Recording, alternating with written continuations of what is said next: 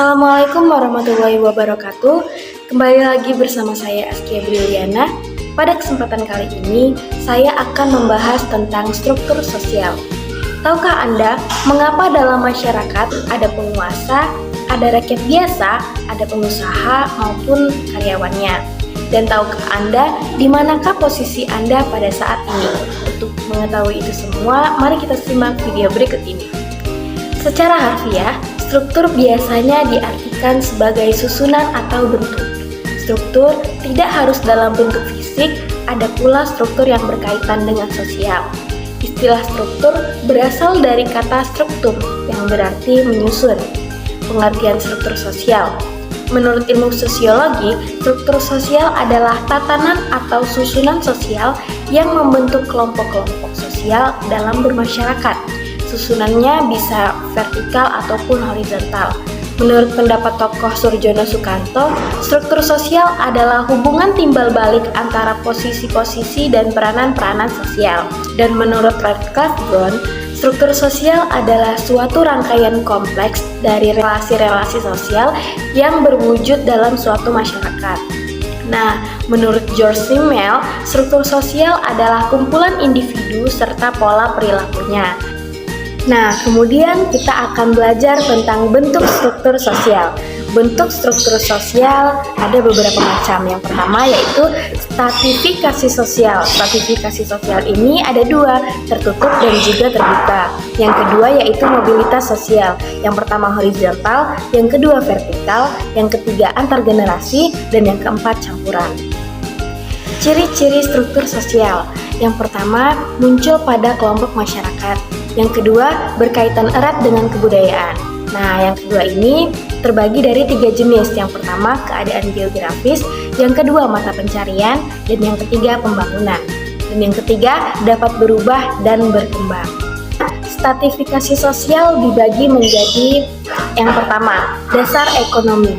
Berdasarkan status ekonomi yang dimiliki, masyarakat dibagi menjadi yang pertama, golongan atas. Yang termasuk golongan ini adalah orang-orang kaya, pengusaha, penguasa, ataupun orang-orang yang memiliki penghasilan yang lebih besar.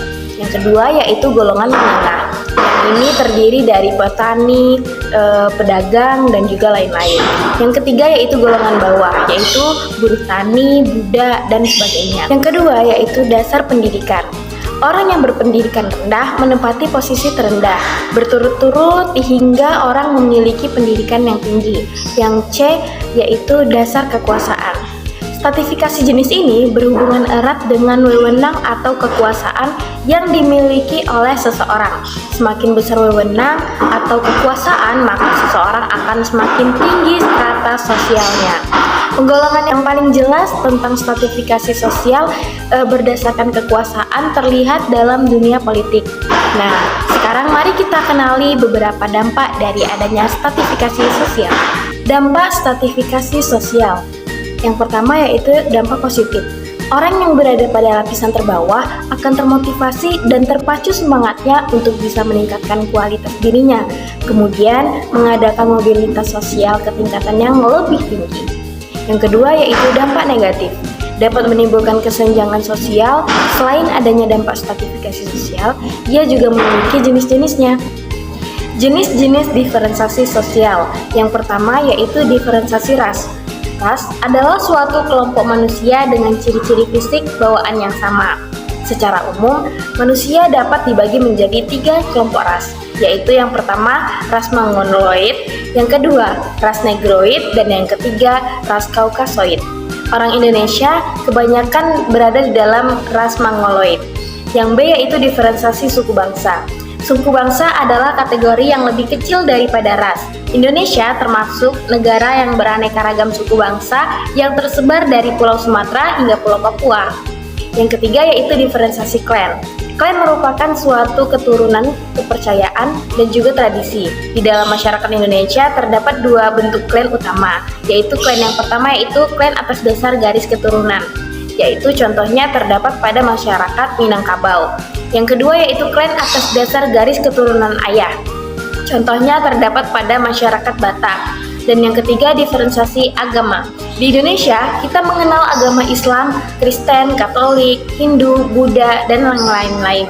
Yang keempat yaitu diferensiasi profesi.